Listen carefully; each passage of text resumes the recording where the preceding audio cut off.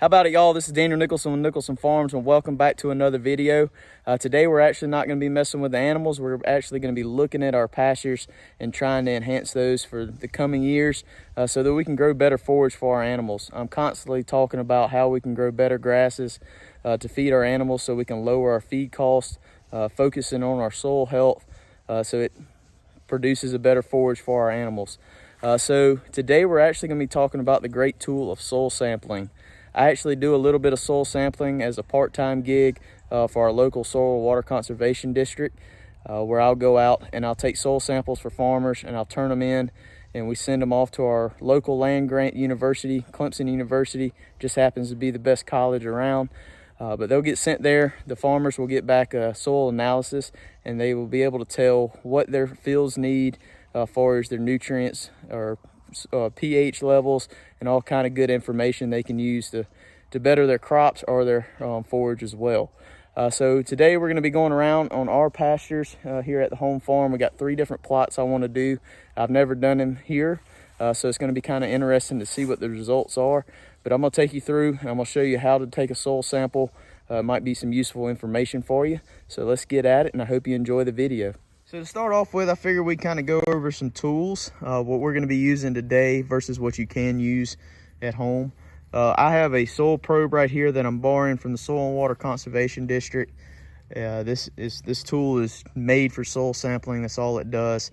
But you can use a shovel if you don't have a lot of land and you don't want to purchase one of these things. I think these things can get a little pricey. But like I said, you can just use a shovel. Also, I have these bags. So these bags I pick up at Clemson Extension. It's our local extension office. Each state will have one. I'm sure you're probably familiar with your states, but if not, it'd be relatively easy to find. But these bags, this is what we're going to put our sample in and mail off. On the back here, it has determining your sample area. And basically our area is going to be our pasture. We're just going to go inside this fence line. This is going to be the first pasture that we sample today out of the 3, but also it has your sampling depth. For pasture land or hayfield land, you're going to go 2 to 4 inches deep. Most of your grasses are going to be utilizing that top 2 to 4 inches of nutrients, and then your row cropping operations, you're going to go to 6 to 8 inches. A lot of those row crops, those roots really will go deep, and you're going to need to know that information for your row cropping or even your garden in that matter. And then it shows you your tools for sampling. Like I said, today we're going to be using a soil probe, but you can use a soil auger, spade, or a shovel. You're just collecting that soil. So basically what we're going to be doing is we're going to be going around with this soil probe here in my hand, and we're going to be taking 2 to 4 inches worth of sample. We're going to do about 10 to 12 little spots in this pasture, and we're going to put them all in this bucket that I have, and we're going to mix them up well together, and then we're going to place them in the bag. I'm going to flip the camera around again, and I'm going to show you how this probe works. This probe, you can see you can get about a 12-inch sample, if not a little bit longer, but basically it has a hole in the end that you're going to stab into the ground. You get about 2 to 4 inches deep, and you're going to pull that up, and then it comes out with that plug. We will take that plug, try and do this one-handed. Take that plug, and we're going to drop it in our bucket, and that's the first part of our sample. So we'll go around this pasture, and like I said, get about 10 to 12 to 15 little plugs, and we'll put them in that bucket, and we'll mix it all together, and we'll bag it up.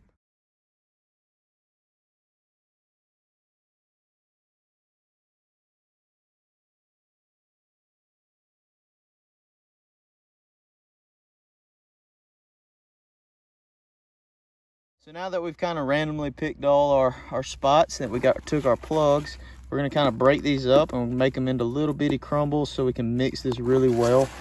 So they kind of basically get an average of what the soil is like in this pasture. Once we get this all broken up, we'll get it into our bag.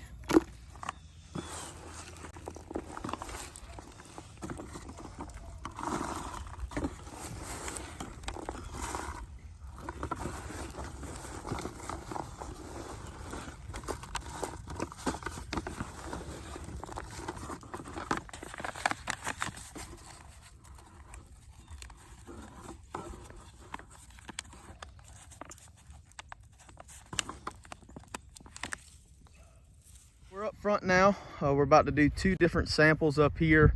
The goats are in the background hollering. They think I've got some feed.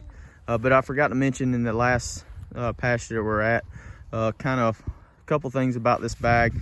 It has a do not fill, sorry, it's not even focused. It has a do not fill above this line, so I've got this bag filled to right about that line. They don't need a whole lot, and they want to make sure you get this bag good and sealed. Also on the front, it's got my name, it's got my email. Let's see if the sun will pick it up. It's got my email, city, state, and the crops that we're trying to grow. We're trying to grow Bermuda and fescue predominantly in our pastures. The Bermuda is a good grass for the summer, and the fescue is going to be a good forage for the winter. So that's what we're trying to promote. The reason I did that pasture back there separate than what's up here is just because that's a low area back there. You can kind of see it down there in that hole. It's got a lot of sediment down through there. It's pretty good soil. We don't get a lot of broom sedge and stuff like that shows high acidity in your soil. So that pasture back there might not need as much lime, where it might need more phosphorus or potassium or even nitrogen back there. That's what these soil samples will tell us. Up here, we're gonna break it in 2 different samples. Let's see, this pasture right here is about 2 acres, and this pasture right here is about 3/4 of an acre. We're gonna go ahead and tie these 2 together into 1 sample. These 2 pastures are probably our worst as far as growing good grass. We get a lot of broom sedge in all our pastures, but these pastures right here are pretty bad, and it just doesn't have hardly any fescue growing. It's got a little Bermuda, but we kind of just want to promote these pastures especially. And these 2 pastures up here is going to be our last sample that we take. These are our best 2 pastures, but it does have a good bit of broom sedge, so we know we have some pH issues there, but those are our best pastures for us fescue. And in the end, hopefully it'll save us some money by breaking it up in these small plots, because what's over there might not need the same nutrients that this needs on it. So that's why we're kind of breaking it up. I know some of the pastures I do with the Soil and Water Conservation District, some of those pastures are 20, 30 acres apiece, all tied into 1 sample. But since we're so small, I really want to nail it on the head and get exactly what we need out here.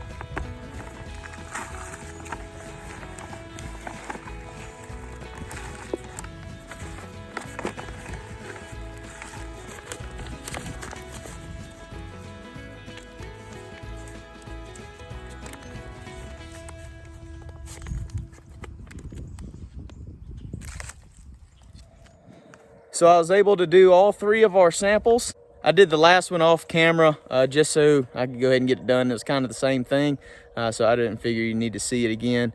But we got it all done. This is going to give us a lot of information about our pastures, something that we need to know going forward to try to make these the best pastures we can possibly make them. I'm not going to say we're going to go out and do it all next year to get everything perfectly right. We can't really afford that, but we are going to try to work towards it every year. Hopefully get these pastures a little bit better every year. In the past 2 years, we have put chicken litter on our pastures, and that's helped out a lot. Going forward, we're going to continue to do that. Maybe next year we skip the chicken litter and we just put lime on the pastures to get that pH right, and then to go back to spreading chicken litter. I'm probably not going to go the synthetic fertilizer route just because that's pretty expensive, and that also can kill a lot of microbes and stuff in your soil. So I kind of want to stay away from that if I have to. We'll just kind of have to see what these analyses say. But I really appreciate y'all hanging out with us. If you haven't already, please hit that subscribe button. We're getting very close to that 1,000 subscriber mark. I think we're about 300 away. I'd really appreciate it if you hit that. We're going to be doing a giveaway whenever we hit that mark. But like I said, hit that subscribe button, hit the like button, hit the notification bell, and leave us a comment. And this is also going to be our last video before Christmas. So I want to wish everybody a Merry Christmas and Happy Holidays. Hope everybody gets the time to spend with their family and remember what this holidays are really about. But I really appreciate it, and we'll see y'all on the next one.